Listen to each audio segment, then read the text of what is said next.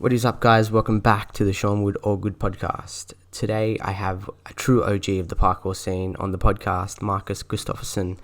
Marcus is one of the guys that really helped pioneer the competitive circuit within parkour with his competitions, the AirWipp challenge, which really raised the bar of what a competition should look like.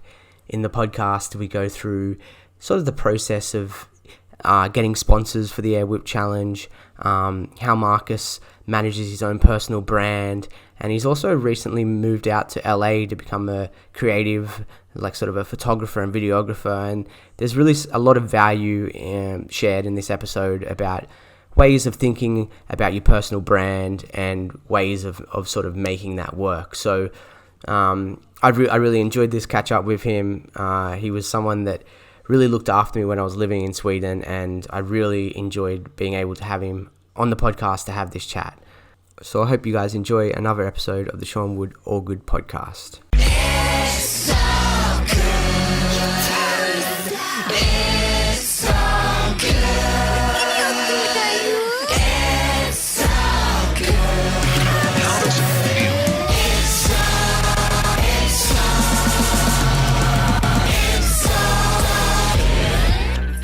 On the podcast today, we've got Marcus Gustafsson, one of my good friends from Sweden. One of the things that excites me the most about having you on the podcast, man, is that when it comes to parkour athletes, you're one of the guys that's really manage to sort of make a career out of parkour over the last decade. And I feel like you're such a wealth of knowledge, and you got so many. You're hiding so much of this knowledge, and you're not the most outspoken guy in the community as well. So there's not a lot of places that you've had long form conversations. So welcome to the podcast. Sweet. Yeah. That's that. I mean, that intro sounds pretty accurate. Yeah.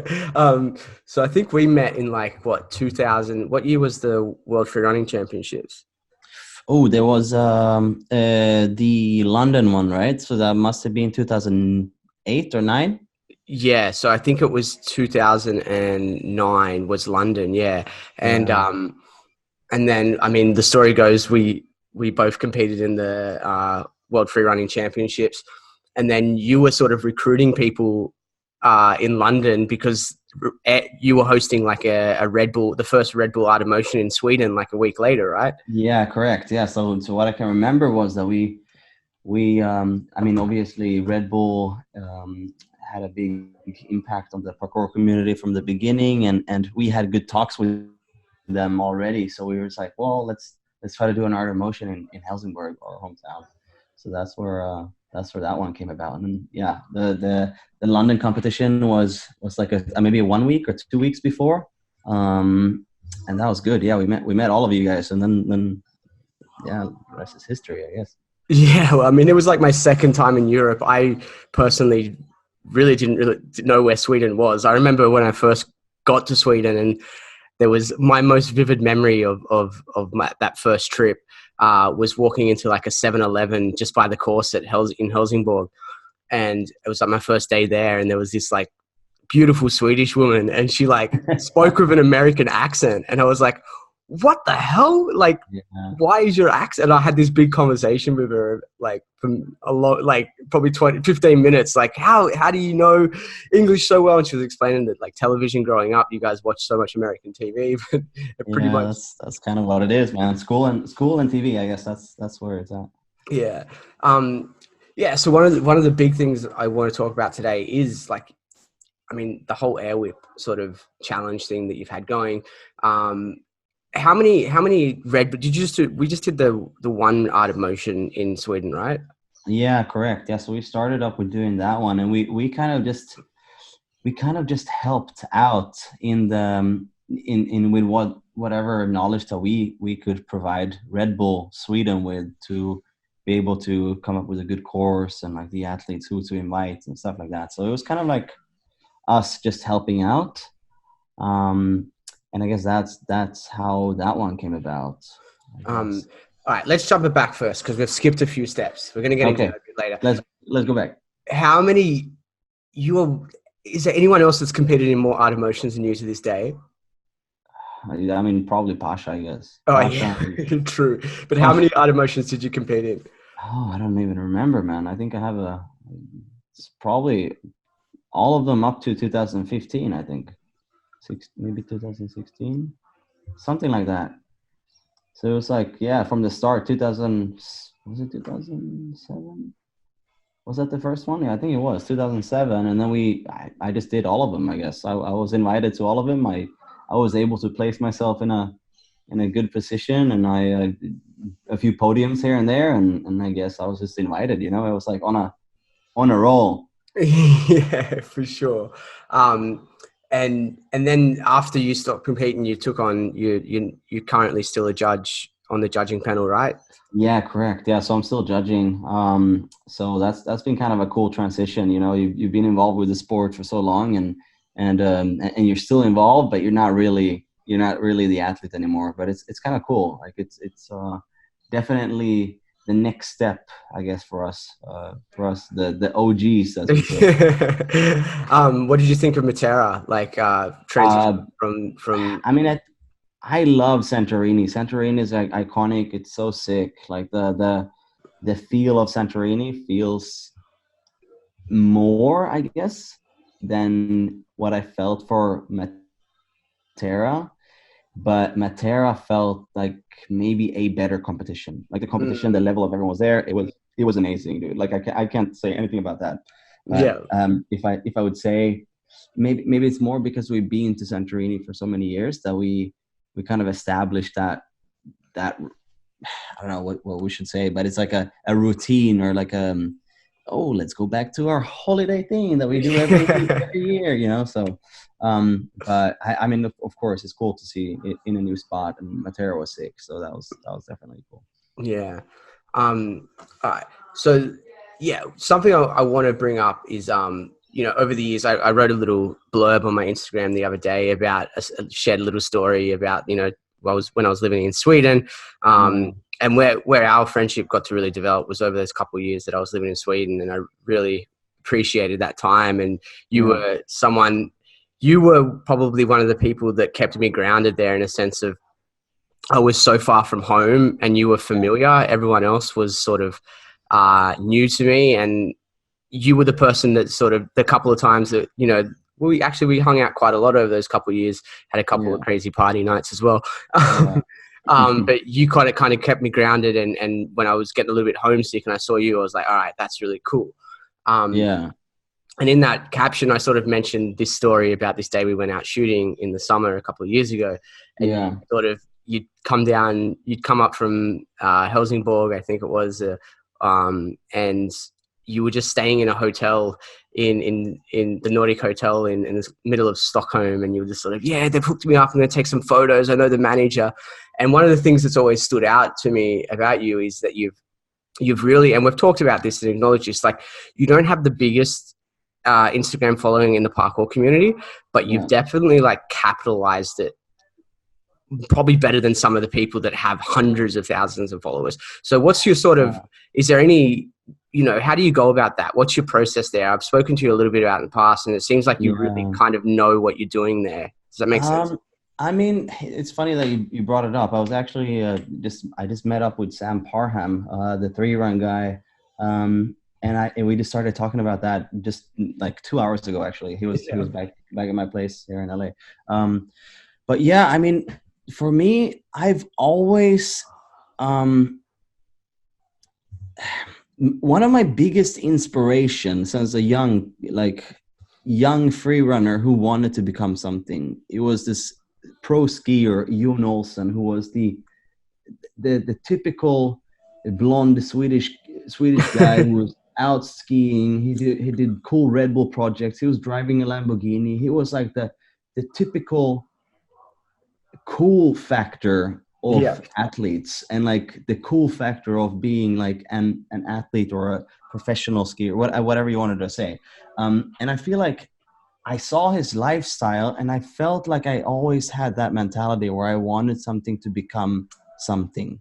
Any sort of practical tips? Because like, I think what a lot of people get stuck with is sort of outreach, and actually reaching out to sponsors and actually doing it in a way that works. And and it seems that not only do you reach out to sponsors, you're able to lock down deals with them as well. Yeah, well, let's bring it back. So for me, I always had this mentality of like becoming the person who is marketable, right? So if there's a reason why people wanted to work with Jon Olsen, because he was marketable. He had all of these things that people could relate to. He was like a good looking guy. He had a cool lifestyle. People were interested in how is he able to do all of these things. And by seeing that, I was always like bringing it to me. Like, how do I do this? It's not always about being the best athlete, right? You have to be able to capitalize on what you're doing and how to carry yourself in a business mindset or whatever. I don't know if that makes sense, you know? Yeah, for sure. So I always had this mentality of like being a very humble person, big dreams and big goals, and just being very marketable, I think. Because I feel like I always like, you know, how we talked about the fashion industry and like how I was always like trying to dress up properly and like being like a little bit of the forefront of like that scene. And I think if people can relate to you who is not from our industry, I think that's an easy way in, you know? Yeah, for sure. So I don't know. I think that's like the main thing that happened, you know?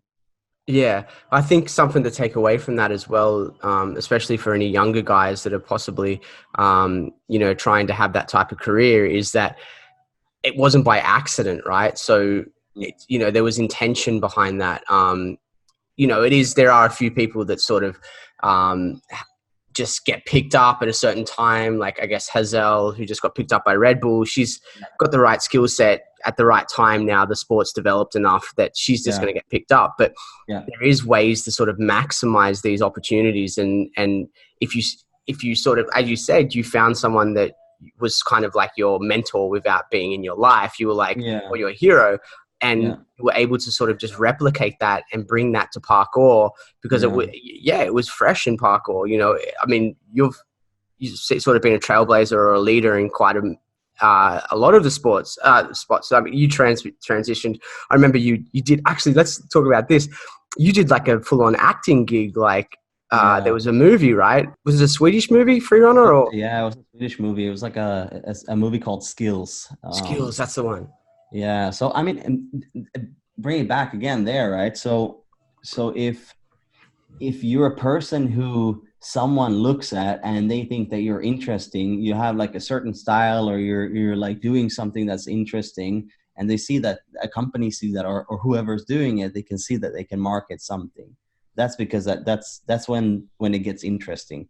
When someone can connect different dots and put you in on a platform where they can essentially make money in the end, because that's like the long term, right? Like the long, of course, yeah, because that's like the end goal, I guess, for everyone, not only for you as an athlete, but for I think the really easy example of that as well is like I remember having these conversations with Jason and Anand when we started Farang, in a sense of one of the reasons we really wanted to change the fashion of parkour at the time was because we were putting ourselves in the perspective of a sponsor that was looking at us as a team, and the way that we were dressing before we started making clothing. It was like, if a sponsor's trying to find a young athlete to put their clothes on, and they come across our profile page and we're wearing baggy pants and a sweat and a tank top, they can't visualize us with their gear on, and so they turn around. But if they see you dressing well and how you would look if their product was on you, then suddenly, sometimes you've got to really present yourself in a way so they know what they're getting. You can't leave it down to assumptions, right? Yeah, I mean, I think that was the hard part for us still back in the days, right? Because we did parkour. Like it was like the start of everything. Like for any like business owner or whatever who wanted to be a sponsor for you, like they were probably always just looking at us as kids sitting on the ground eating sandwiches in our baggy pants. That was like that's like the look of how I remember how I remember it was, like it's so different nowadays, because now it's more like, now maybe you could be an athlete and only be an athlete, but back then you had to like really have something more going on at the Yeah. same time. Yeah, that is definitely true. Through that, you obviously so we've moved on from like the art of motion. You got the first one. You said you're a little bit more of like a consultant, and then Red Bull obviously fell off for whatever reason, and you sort of took that on, right? And created. You were already doing AirWipp. You already had a team. Where did you? I mean, this came from consulting one gig to suddenly putting on, because we then competed. I think I competed in the first AirWipp challenge that you did. What was the Yeah. transition? What was the process from going from this like consultant that just helped with a Red Bull out of motion to then putting on your own Um, competition that I will just finish by saying was probably more epic than the art of motion was? I think it was just, I mean, me and Philip, my business partner from AirWhip, we always had grand ideas. We always thought that we could do other things. Sorry, I have to That's move. okay. Um, yeah, we just always had the ideas of, oh, we're gonna be able to um, do it ourselves. In the end, if there's not enough competitions happening, then we just had to do it ourselves. But the transition between being the consultant to actually doing it, I mean, it's kind of a big step, right? It takes a lot of planning and a lot of things, but we always just said, like, if someone else is doing it, maybe we could also do it. Yeah. So Yeah. I think that's the mentality of just having it in mind, like, oh, we can do that for sure. Like, nothing's gonna stop us. We're gonna try, we're gonna fail, or we're gonna make it. Yeah. But that's that there. I mean, a takeaway from there is that like a lot of people don't have the sort of belief in themselves that they can fail, or are too scared of the failing part. So I Yeah. guess what you're saying is, you kind of you had it all on the line, but you were prepared to fail. Is that right? I think we just had big ideas, and if we've seen it before, it's possible. Mm, So I guess it's trickier when you haven't seen anything being done before, and you're trying to come up with this concept, and then that might be harder to execute. But when you've seen it being done, I think it's just easier to up and think that, oh, we could do this better, we can do this better. Yeah. yeah. I think something we can definitely get a lot of value out of this conversation is like I feel like there was a bit of, it's picked up a bit now, but there was about a year ago, especially when the Art of Motion was not running for that year, where Mm-hmm. the sort of freestyle competitions dropped off for a little bit. Yeah. And there was a bit of a lull in the whole competition sort of game. And I was a little bit worried at that point. And then it sort of came out that you guys might not be doing AirWhip anymore. And Yeah. so if there's someone that's like, what I would love to see at some point is like a worldwide tour, right? Yeah. And if there was someone that's like maybe thinking about doing it, is there any, I don't know, what was the hardest thing, or something maybe they don't know they need to focus on? That, Mhm. everyone knows that you need to get a location and a setup and some people to help. But then I think what you did once again was you had Samsung sponsor the last event, which was Yeah. absolutely ridiculous.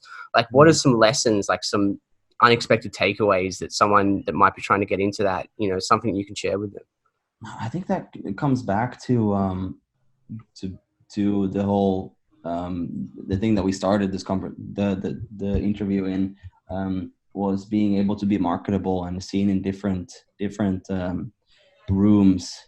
So over the last couple of years, I've stacked up on contacts Mm, within the business community, like business scene in Sweden. And by being a marketable person, by being someone who was in the industry or in the athlete world or something like that, they meet someone new.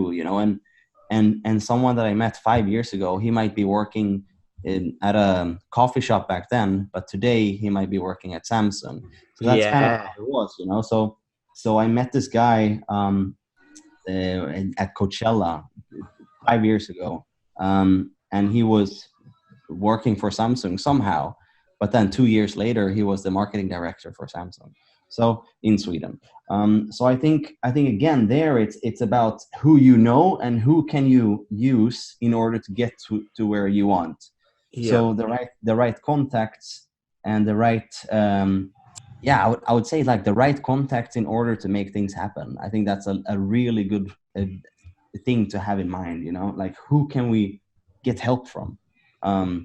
Get help from the city, get help from previous production company that your parents knew or something, you know, like there's so many different steps, but it's all about who you know.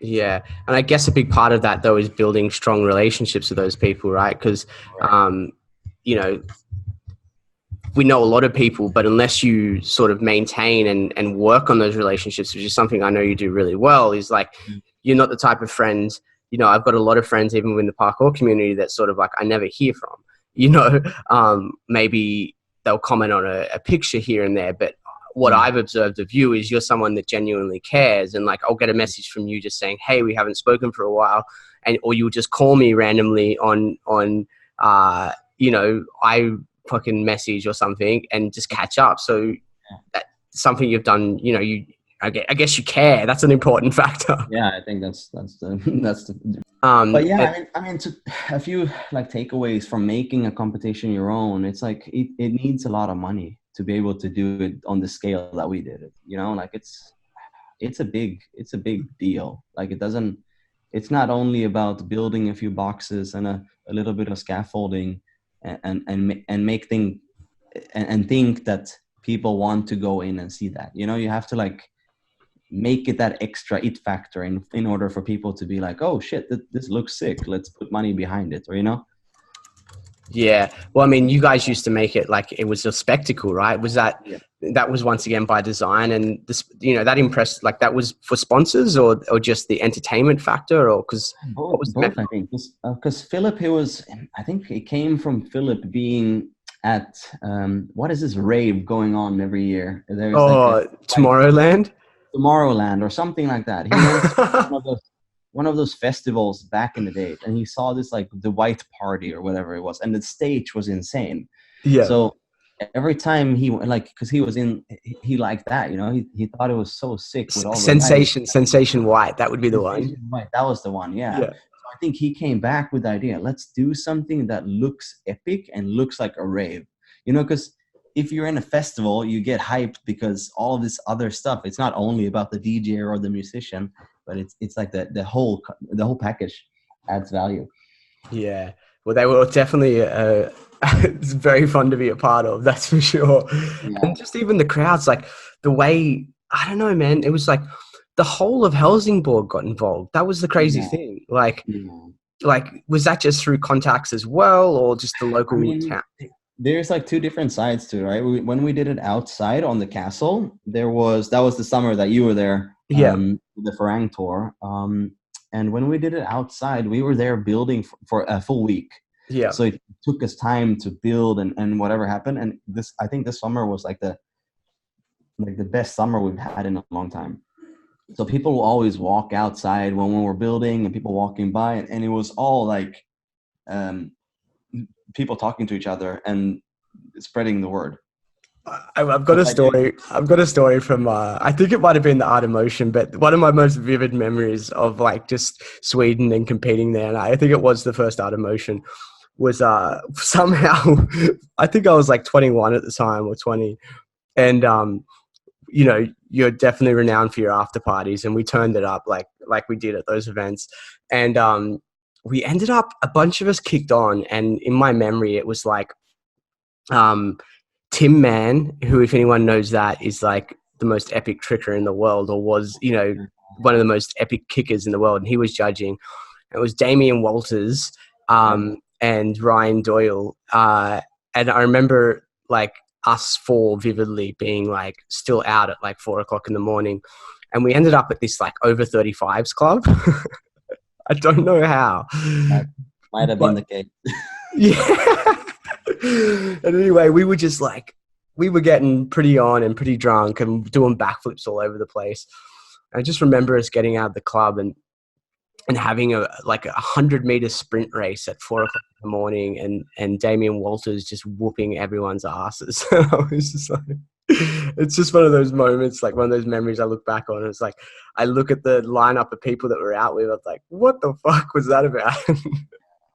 Dude, yeah, but the cool thing about Helsingborg though is like it's like a little town. Everyone knows about it if something's cool is happening. So I think that was like our winning factor for that summer event that we did.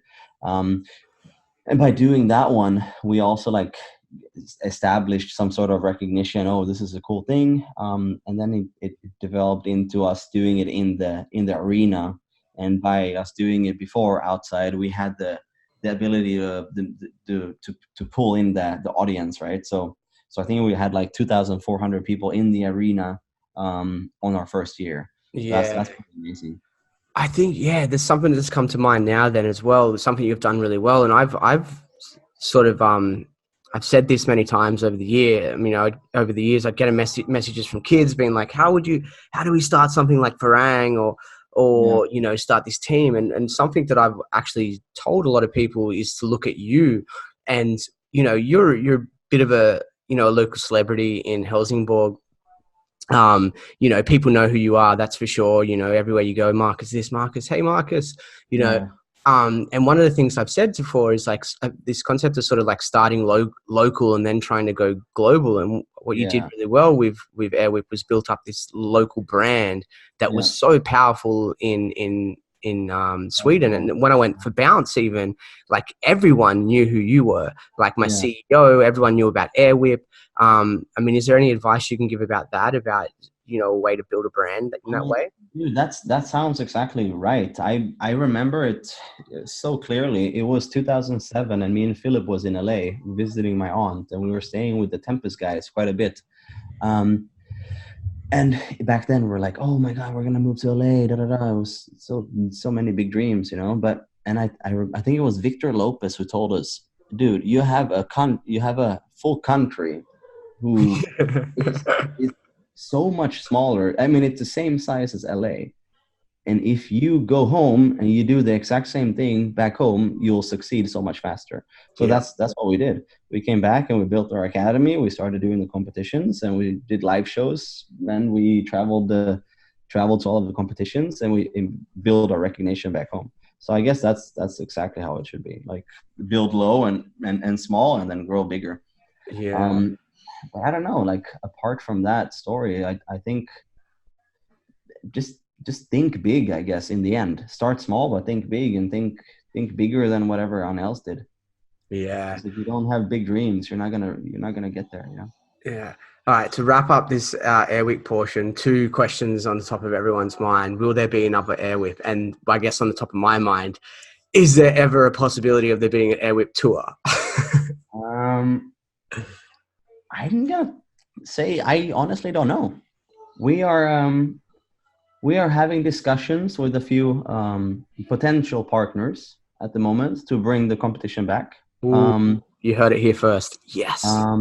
But it's also a very hard thing, right? Because it is an expensive event, and I feel like we've established some sort of a standard that we can't really do it worse. It has to be better, and unless we have the support and to be able to do it better, I think it's just better to hold off.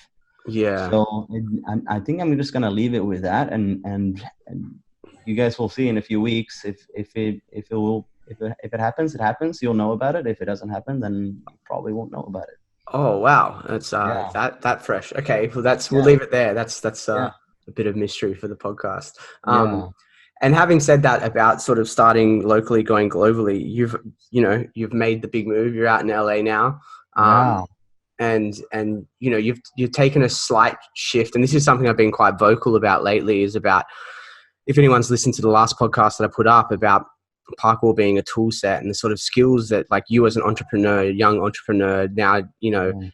you're entering, you've just ticked over into 30s and there's sort of a slight transition that starts to happen. Yeah. But I know from my own perspective, all the tools that I've gained through creating business and traveling and filming has led to my creative journey and everything Yeah. that I'm doing right now. And it definitely has for you. I mean, Yeah. what are you doing now in LA and sort of, yeah, Um, like, I mean, my original thought with LA was, I mean, as you know, I was in Helsingborg, and then moved up to Stockholm. I was there for like 2 or 3 years, and that was about the same time that you were there.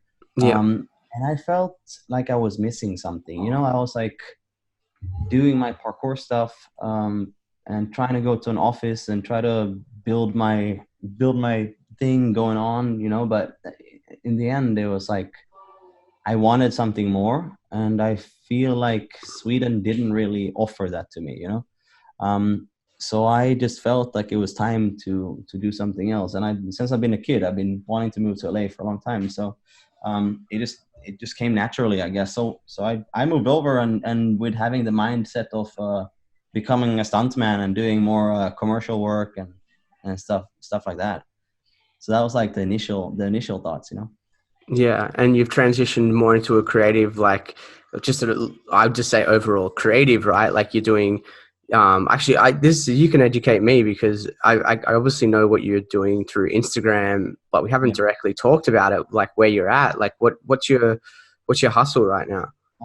I mean, I'm still doing all of the commercials. I'm still doing all of the parkour stuff that you'll see on my Instagram or wherever I'm posting it. You know, there's still that part. But a couple of years back, I picked up a video camera and I started shooting. I'm a photo camera actually. That's where you and me started going out and taking photos in Stockholm, and I guess photos led to video, and then video became a big part of my life. So I think that's where I'm at right now. I would say 50-50. It's like doing auditions here and there, doing a few stunt jobs, and also doing a lot of video work. So I'm just shooting for a bunch of brands, and traveling the world with them, and doing cool stuff too. There's a lot there because I don't want to overplay the fact that I've never met someone who said that they were doing something like becoming a photographer Mm. and transitioned into that role so quickly. Like I remember, like it hadn't been like something you had done a lot of, but you Yeah, bought that A7. Was it an A7 II? yeah, Yeah, and you were like, I'm going to shoot photos, and then I remember seeing some of your stuff, some of your work a couple of weeks later, and it was like refined. It had a style. It had like, yeah. it was like some of the cleanest parkour photography I'd ever seen. Yeah, yeah, man. I don't know. It's again, it's maybe because you're getting exposed to a lot of different things in a lot of different fields. Or I had photography friends back from Stockholm, and they're like extremely fucking good. So I feel like I always had an eye for it. Yeah. And I feel like uh, my sense of style of shooting was always like a little bit more crispy because I had other ins. You know, I had other people to look up to, and they were like car photographers or more fashion or stuff like that. So that's how I like started shooting more. Um, and I guess it depends on who you're surrounding with, right? So if you're hanging out with someone who shoots portraits, of course you're gonna look into the portraits. But I had the other side. Yeah. What do you think about the whole LA scene right now when it comes to parkour? There seems to be a lot going on out there, and I personally, Yes, I kind of yeah, like sorry. no, it's pretty sick. Yeah, Tempest just announced their new pro team, and that's pretty dope. I mean, I came over 3 years ago, and it felt like me, Jesse, and Sydney, and a few other people were training so much, and then I felt like I fell off a little bit because I started doing more video and I started traveling a lot. So I kind of fell off a little bit, but they kept on going, and I think now 2 years later, um, Tempest just they just exploded with all of the gyms that they're opening up everywhere, and now they're bringing their pro team back to LA, and Nate Weston is there, Didi is there, Jeff Garrido is there. You know, there's like new people added, so it's pretty cool to see it in LA. And again, LA is the capital of entertainment, so I'm not surprised that they're here. So, what's the future looking like for Marcus? I What are your think big plans right now? Is there anything you're working on in particular? Are you just sort of uh, going with the flow? No, I mean, I did a little stunt job a couple of days ago for a Netflix movie. That was pretty sick. I enjoyed it. So I don't know. I'm kind of pushing 50-50 onto maybe going towards stunts a little bit more, doing more video. Um, I definitely want to start shooting more uh, b- bigger stuff, if that makes sense. Like shooting commercials or something that where I'm the DP, or where I'm the cinematographer that's like deciding more stuff. It's cool to be in the fashion industry and seeing everything, but to elevate, you need to like take the next step. So we'll see where it leads. How much of a who you know business is it out there? A lot, Yeah. a lot, man. Yeah, it's so crazy. like I had a few Swedish friends that like helped me in a little bit, but I think it's definitely a good first introduction. But the thing with LA is also like if you're not doing what you're saying that you're doing, it will bite you in the ass again. Like there's a lot of people that just talks and then nothing happens, you know. So it's like it's a go-getter place, if that makes sense. Yeah, yeah, So you really have to put in work. I was talking to Pasha the last week when I was hanging out with him. He was saying the same thing. Like everyone here has the goal of becoming something or doing something. So if you're not on that grind, you're not gonna succeed. yeah. No So one's that's going to hand it to you either, right? no, There's no, someone that's more hungry than you, so you have to be hungry. yeah. So it's that was kind of it was interesting. I have a few friends that really helped me out in the beginning when I came over, and the Tempest family has been very helpful. Well, I think we've covered a fair bit of ground there. Yeah, I think There's a lot to digest if someone's getting thrown into this podcast, and yeah, I definitely want to leave it open to have another conversation with you at another time. yeah, for Um, sure.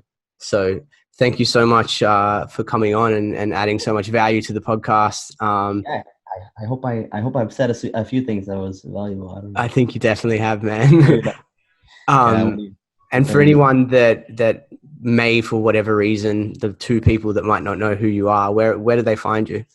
Instagram at Zyrken, Zyrken.